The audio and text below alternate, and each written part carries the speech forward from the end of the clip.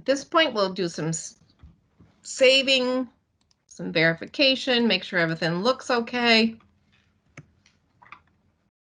We will read through the notes that were provided that explain to us the top side, what the files were labeled.